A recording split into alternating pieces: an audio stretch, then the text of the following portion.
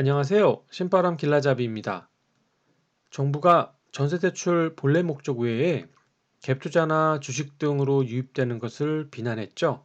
결국 전세대출에 대한 규제를 시작을 했는데요. 어떻게 하든 실수요자에게는 피해가 없도록 방안을 마련해 보려고 했는데 사실 그런 게 있었으면 진작 정부가 했지 않겠습니까? 명목이 어떻게 됐든 조금 있으면 집주인은 전세금 올려달라고 하겠죠.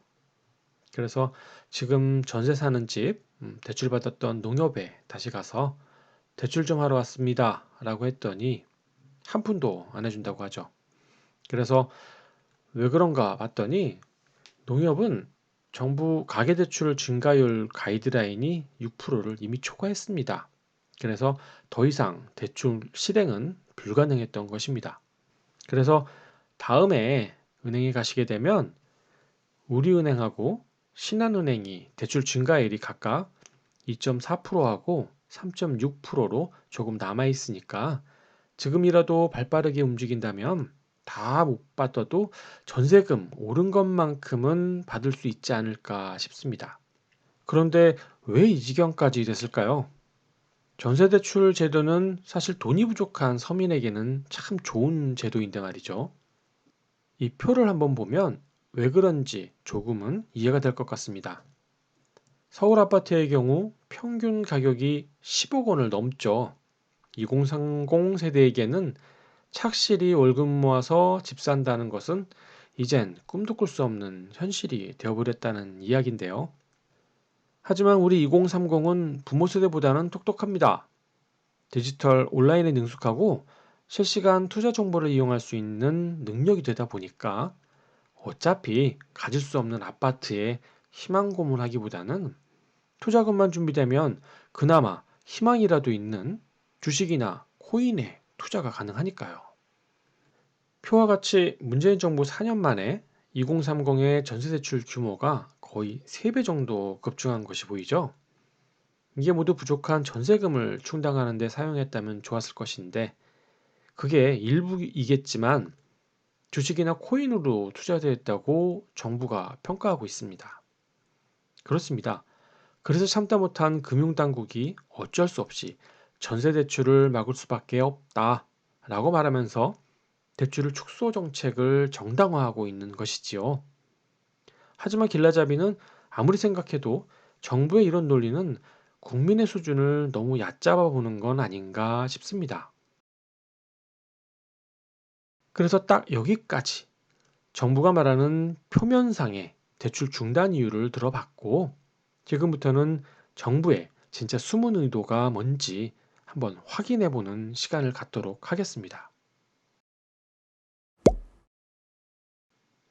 전세자금 대출은 말 그대로 서민의 부족한 전세금을 정부에서 보증하기 때문에 은행에서 저리로 대출해주는 상품이죠. 전세대출 이자가 월세보다 더 저렴하기 때문에 세입자가 더 선호하게 되는 것이고 주거 안정성 면에서도 큰 역할을 했기 때문에 서민대출이라고 할 수 있죠. 그래서 전세자금 대출은 정부나 정치인 그 누구도 서민의 선택을 받기 위해서 함부로 중단이나 폐지 같은 말은 금기시했던 것이었는데요. 최근에 와서는 가계대출 억제라는 명목으로 규제하고 또는 중단한다고 합니다. 그런데 여기에 혹시 정부의 다른 의도는 없을까요? 길라제비가 생각하기에는 지금까지 발표된 부동산 정책 내용을 살펴보면 전세를 잘 활용해서 서민에게 도움을 주려고 하기보다는 임대차 3법을 통해서 서민이 알아차지 못할 정도로만 아주 천천히 전세제도를 축소, 폐지하는 과정을 밟고 있지 않나라는 생각을 지울 수가 없습니다. 그렇게 생각되는 첫 번째 이유가 바로 보증보험 의무가입입니다. 임차인 보증금을 보호할 목적으로 시행됐기 때문에 참 좋은 제도죠. 하지만 보험 가입의 까다로운 절차와 비용으로 인해서 가능하면 임대인은 보증보험 가입을 안 하려고 하죠. 여기 보시면 보험료 낸다고 다 가입해 주는 게 아니거든요.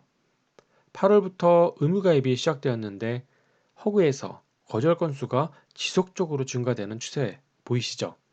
당연히 임대인은 보험 미가입 조건을 찾게 되겠죠. 어떻게 하든 그 조건을 만족하려고 재계약 시 전세보증금을 줄이고 반전세나 월세로 전환하려는 임대계약을 하지 않겠습니까? 그건 아주 자연스러운 결과이니까요. 즉, 결과적으로 정부는 보증보험 시행으로 전세보다는 월세로의 전환을 기대하고 있다는 것이죠. 그리고 두 번째 이유는 바로 전월세 신고제입니다. 이게 정부의 의도대로 임대차거래의 투명화를 위해 운영되고 있으면 참 좋겠죠. 하지만 일부 임대인들은 자신의 임대소득과 건강보험료 의무를 피하기 위해서 보증금 일부를 월세로 전환하면서 계약서에는 월세 명목을 관리비로 받고 있지 않습니까? 임대인이야 월세나 관리비나 똑같이 자기 주머니로 들어가니 다를 게 없지만 세입자는 전월세 신고제 때문에 전세금이 월세로 전환되는 상황이 발생하고 있으니 이 또한 정부가 원하는 방향으로 흘러가는 것은 아닌가 싶습니다. 그리고 마지막이 이번 전세대출 축소 사례입니다. 사실 정부 정책만으로 봐서는 전세제도를 폐지하고 싶은 마음이겠지만 그렇게 갑자기 시행하게 되면 서민들의 민원이 엄청나지 않겠습니까? 더군다나 정치인들 표 떨어지면 안 되잖아요. 그래서 정부는 방법을 달리해서 전세대출을 규제하면서 아주 자연스럽게 반전세를 유도하고 그 기간 동안에 임대차법을 완성하는 겁니다. 그렇게 시간이 흐르면 세입자는 서서히 월세 제도에 길들여지게 되고 결국 정부의 바람처럼 전세 제도를 자연스럽게 사라지게 하려고 하는 것 아닌지 좀 우려스럽습니다. 그럼 정부는 왜 우리나라에만 있는 이 좋은 전세 제도를 왜 월세로 전환하려고 할까요? 정부가 명분 없는 일을 욕먹으면서까지 할까요? 분명 정책적으로 이점이 있기 때문에 그러는 건 아니겠습니까? 그 첫 번째는 아파트 가격의 주요 원인으로 지목되고 있는 갭 투자를 원천 봉쇄하기 위한 것 아닌가 싶습니다. 결과만 보더라도 여기 올해 갭 투자 비율이 서울의 경우 43%가 넘었습니다. 다시 말하면 주택을 구입하는 사람 절반 가까이가 자기가 살지도 않을 집을 세입자가 어렵게 끌어모은 전세금을 지렛대로 활용해서 투자했다는 이야기입니다. 이러니 당연히 아파트 가격이 오르지 않겠습니까? 더군다나 늦게 추격 매수하는 사람들 있죠? 바로 2030 이야기인데요. 갭투자 통계를 내보니까 3명 중 1명이 2030 세대입니다. 아파트가 없으면 벼락거지가 되는 이 어이없는 세상에 이 친구들이 갭투자라는 방법을 알게 되자 마치 새로운 투자인 것처럼 영끌까지 한다는 이야기를 하지 않습니까? 사실은 좀 안타까운 이야기죠. 갭투자는 경기가 상승일 때야 지금처럼 이득을 취할 수 있지만 하락세일 때는 깡통전세라고 해서 하우스푸어로 전락하게 됩니다. 아시죠? 지난날 부동산 경매 업계에서 날고기는 고수들이 어떻게 한 방에 사라지게 됐는지 갭투자로 아파트 가격이 상승하고 또 갭투자로 깡통 전세가 생기니까 이놈의 정부는 갭투자를 얼마나 미워하겠습니까? 그래서 없애려고 하는 겁니다. 두 번째로는 서민 등쳐먹는 전세 사기가 없어질 수 있다는 것입니다. 이전에 신축 빌라 전세 사기 방법에 대해 소개해 드렸는데 보시면 알겠지만 이 사기꾼이 정말 속이려고 한다면 전문가도 속을 수 있다 생각이 들 것입니다. 서민에게 주거의 대표성을 가진 것이 아파트보다는 좀 저렴한 바로 빌라이지 않습니까? 서울에 방 2개 전세금은 적어도 2억 원 될 것인데 사기꾼들에게 이 큰 돈이 얼마나 좋아 보이겠어요. 그런데 이런 사기꾼이 법망을 피해서 잘 살고 있는지 전세금 358억 원을 떼먹은 이놈의 진 모시기 사기꾼이 아직도 사기를 치면서 잘 살고 있다고 합니다. 제가 유학 시절 캐나다에서 아파트를 임대할 때 거기에는 전세가 없고요. 마지막 2달치 디파짓이라고 해서 보증금을 내게 합니다.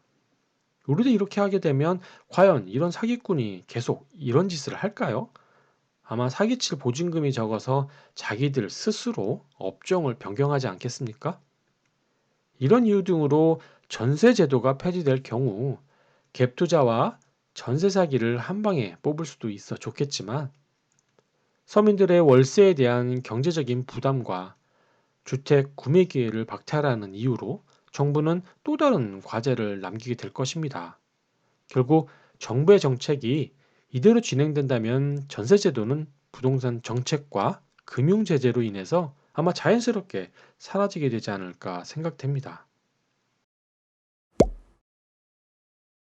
내용을 정리하면 지금처럼 전세대출을 규제하게 되면 인상된 전세금만큼 월세로 전환될 것이고 보증보험과 전월세 신고제의 부작용이 점차 확대될 경우 결국 전세제도는 소멸되고 월세가 정착이 될 것이라 말씀드렸고요. 하지만 정부가 아무리 전세 대출을 규제한다고 해도 기존 임대료가 줄어들지는 않겠죠. 이게 바로 다음 폭탄이 되는 거라 말씀드리고 싶습니다. 더군다나 내년에 계약개시 청구에 의한 강제로 시행됐던 계약이 만료되는 시점인데요. 아파트 가격이 급등하는 바람에 전세 가격도 동방 상승된 상태인데 정부는 계약갱신 청구로 인해서 인위적으로 2년의 전세금을 동결시켰지만 결국 그 시간마저 흘러서 이제는 시세에 맞는 신규 계약 시점이 도래하고 말았습니다. 그 유명한 강남 아파트의 경우 일반 계약과 갱신 계약 간의 전세금 차이가 무려 3억이나 납니다. 서민 전세야 뭐 이거보다 작겠지만 그래도 결코 작지 않은 금액이 될 것인데 여기다 엎친 데 덮친 격으로 이번에 정부는 전세 대출을 규제하고 있지 않습니까? 결국 눌러두었던 폭탄이 터지게 되겠죠? 그런데 말이죠. 그렇습니다. 수요 억제 정책으로 실패한 것을 대출로 규제하고 임대료를 눌러놓는다고 해서 해결되는 것이 아니었죠. 그렇다고 정부가 가만히 있겠습니까? 내년에 불보듯 임대료가 집값 오른 것만큼 오르게 생겼는데 말이죠. 그래서 정부가 먼저 운을 띄웠죠. 연말까지 대책 방안을 마련하겠다고. 그게 바로 임대차 3법을 완성시키는 마지막 카드, 표준 임대료라고 생각합니다. 표준 임대료가 뭐냐면 정부가 내 집에 대해서 전세와 월세를 대신 책정해서 고시해준다는 정책을 말합니다. 고시한다는 말은 즉 법으로 따르라는 말이니 강제사항입니다. 그동안 5% 계약갱신 청구로 눌러두었던 임대료가 내년에 폭탄 터지듯 오르기 전에 정부는 무슨 방책을 마련하려고 하겠죠. 그것을 표준 임대료를 사용하게 되면 공시지가의 120% 범위 내에서 보증료를 올릴 수 있도록 강제하고 있으니 아마 어느 정책보다 가장 강력한 부동산 정책이 되지 않을까 싶습니다. 임대인의 반발이 엄청 심할 것인데 과연 그게 될까요? 라고 물을 수 있지만 안타깝게도 표준 임대료와 관련된 법률은 이미 국회에 입법된 상태로 민주당이 원하기만 하면 언제든지 발의가 가능하게 됩니다. 이 정도 되면 연말에 무슨 일이 벌어질지 뻔히 예상되지 않습니까? 정리하면 이제 곧 은행은 전세 대출을 하지 않을 것이고 돈 없는 서민은 전세를 월세로 전환하면서 결국 전세는 자연스럽게 사라지게 될 것입니다. 그뿐 아니라 내년에 있을 전세금 폭등을 위해서 올 연말쯤에는 표준 임대료를 도입하기 위한 발표가 있지 않겠습니까? 예상대로라면 얼마 남지 않았으니까요. 보도가 나오는 대로 내용 정리해서 다시 올려드리도록 하겠습니다. 감사합니다.